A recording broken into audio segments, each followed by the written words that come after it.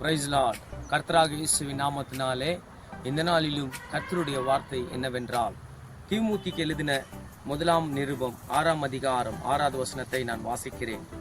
போதும் என்கிற மனதோடு கூடிய தேவ பக்தி மிகுந்த ஆதாயம். ஆமா, அருமையான தேவனுடைய பிள்ளைகளே, போதும் என்ற மனம் ஒரு தேவனுடைய பிள்ளைக்கு இருக்க வேண்டும்.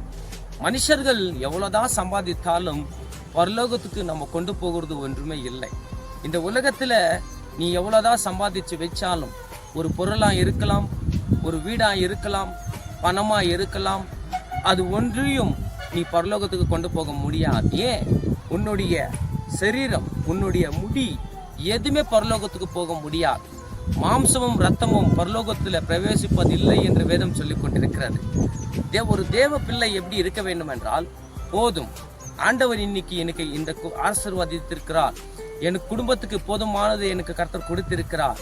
அந்த போதும் என்ற மனம் அது மிகுந்த ஆதாயம் என்று பைபிள் சொல்லிக் கொண்டிருக்கிறது.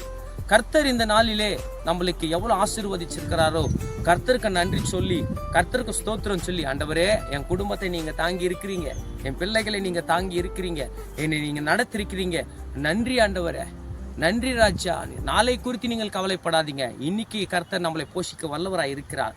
போதும் என்ற மனம் நம்மளுக்கு இருக்க வேண்டும் என்று கர்த்தர் இன்னைக்கு நம்மளோடு கூட பேசிக்கொண்டிருக்கிறார். சிலர் எப்படி இருப்பாங்கன்னாக்கா, சம்பாதிச்சு கொண்டே இருப்பாங்க. ஆனா அவங்க அந்த சம்பாதிக்கிறதெல்லாம் எங்க போகணும்னாக்கா, ஹாஸ்பிட்டலுக்கு தான் செலவு பண்ணுவாங்க.